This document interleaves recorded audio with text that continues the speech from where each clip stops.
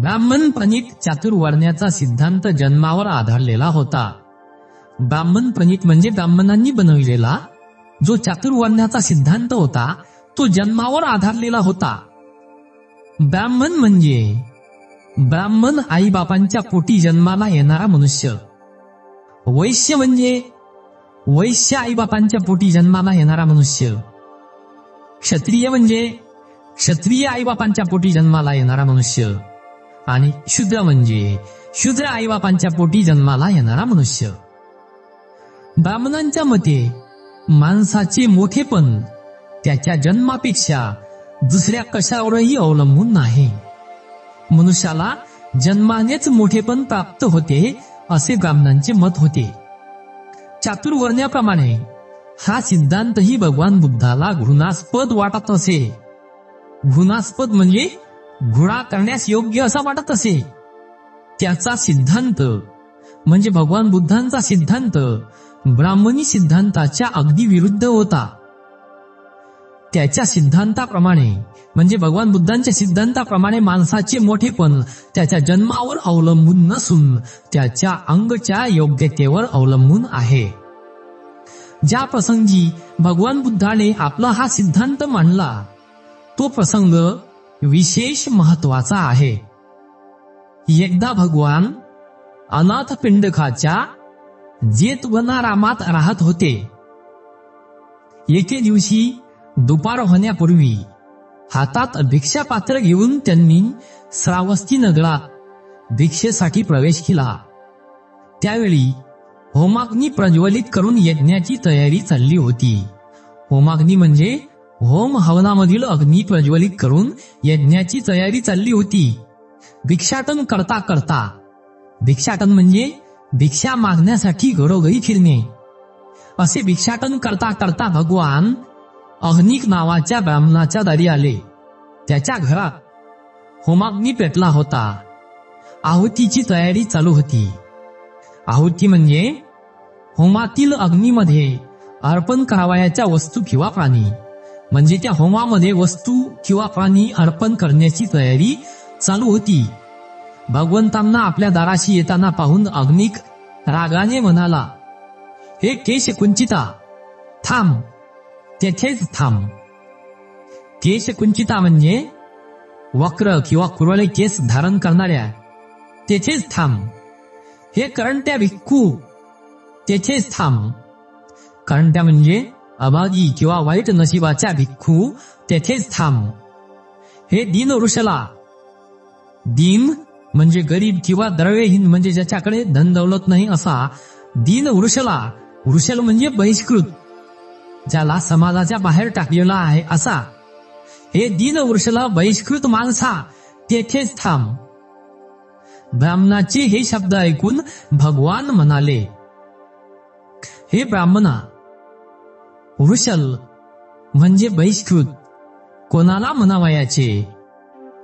माणूस कोणत्या कारणांनी बहिष्कृत ठरतो हे तुला माहित आहे काय? नाही गौतमा.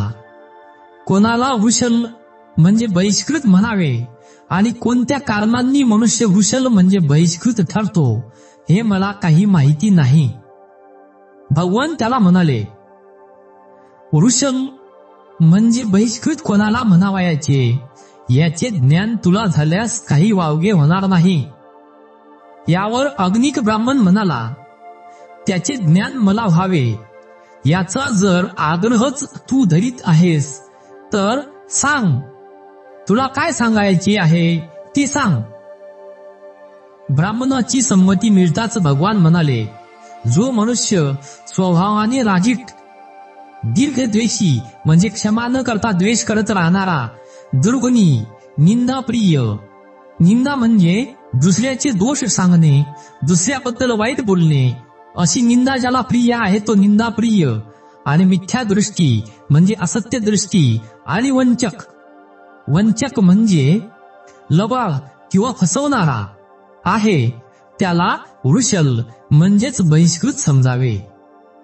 जो सजीव प्राण्यांना, पशूंना आणि पक्ष्यांना उपद्रव करतो, त्रास देतो, ज्याच्या ठिकाणी सजीव प्राण्यांसंबंधी अनुकंपा म्हणजे दया किंवा सहानुभूती नाही, तो वृषल म्हणजे बहिष्कृत समजावा.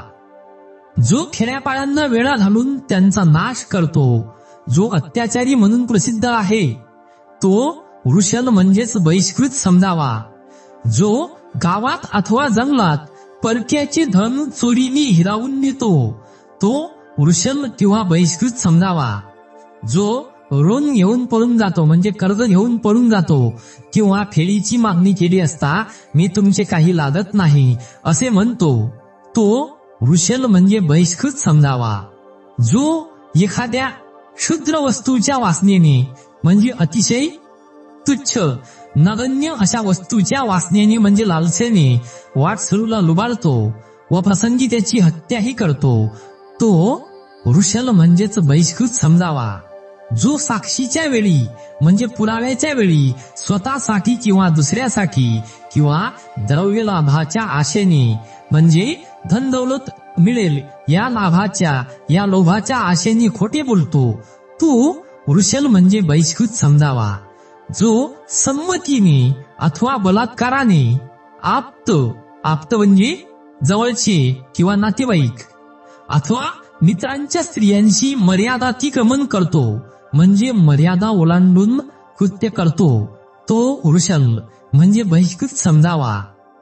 जो संपन्न असूनही म्हणजे धनदौलत असूनही आपल्या गतयौवनात वृद्ध अशा माता पितरांचे पोषण करीत नाही, त्यांचे पालन पोषण करीत नाही, तो वृषल म्हणजेच बहिष्कृत समजावा. जो चांगले कोणते म्हणून विचारले असता वाईटाची सल्लामसलत देतो आणि कपटीपणाने शिकवितो, तो वृषल अथवा बहिष्कृत समजावा. जन्माने कोणीच वृषल म्हणजे बहिष्कृत नसतो, त्याप्रमाणेच जन्माने कोणीही ब्राह्मण ठरत नाही. भगवंताचे हे शब्द ऐकून त्यांना केलेल्या शिवीगाळीबद्दल त्या अग्निकाला लाज वाटू लागली. जन्माने माणसे विषम असतात, वेगवेगळी असतात. काही बळकट ताकदवान तर काही दुबळी असतात म्हणजे कमी ताकदवाले असतात म्हणजेच दुर्बळ असतात. काहींना अधिक बुद्धी असते तर काहींना थोडी अथवा मुळीच नसते. काहींच्या अंगी थोर कर्तृत्व शक्ती असते. कर्तृत्व शक्ती म्हणजे कर्तव्य पार पाडताना कार्य करण्याची शक्ती असते, तर काहींच्या अंगी ती फारच थोड्या प्रमाणात असते. काही सधन असतात म्हणजे त्यांच्याकडे धनदौलत असते, तर काही दरिद्री असतात, गरीब असतात.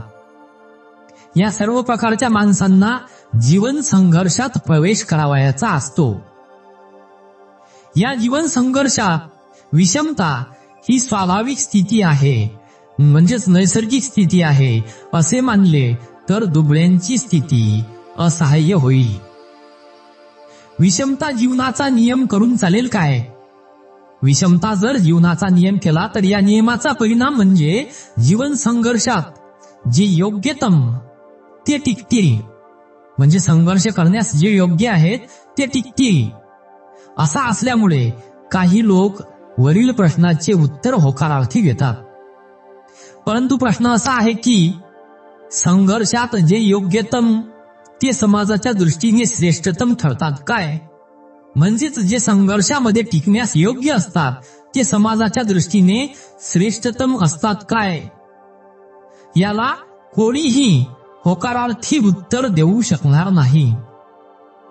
याच कारणास्तव धर्म समता शिकवितो. जरी श्रेष्ठतम मनुष्य योग्यतम नसला, मग जरी विचाराने श्रेष्ठ असा मनुष्य संघर्षात टिकण्यास योग्य नसला तरी समाजात समतेस मान्यता दिल्यास तो जगू शकेल.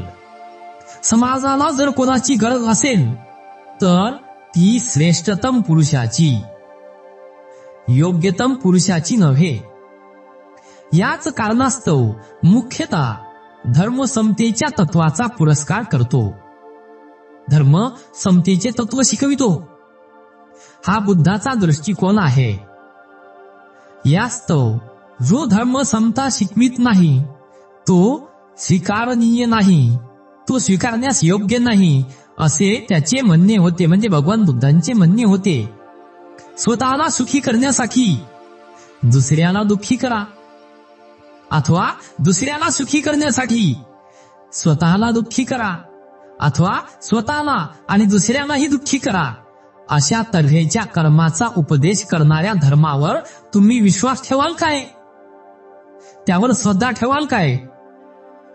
जो धर्म आपल्या सुखाबरोबरच दुसऱ्याच्याही सुखाची वाढ करण्याची आणि कोणताही अत्याचार सहन न करण्याचा उपदेश करतो तो श्रेष्ठतम धर्म नव्हे काय? जे ब्राह्मण समतेच्या तत्वाला विरोध करीत त्यांना हे आणि अशासारखे मोठी खोचक प्रश्न भगवान बुद्ध विचारित असे. भगवान बुद्धाचा धम्म म्हणजे माणसाच्या सत्प्रवृत्तीतून, चांगल्या प्रवृत्तीतून म्हणजे चांगल्या स्वभावातून उद्भवणारा अत्यंत न्यायप्रधान असा धर्म आहे. न्यायप्रधान म्हणजे न्यायाला महत्व देणारा असा धर्म आहे.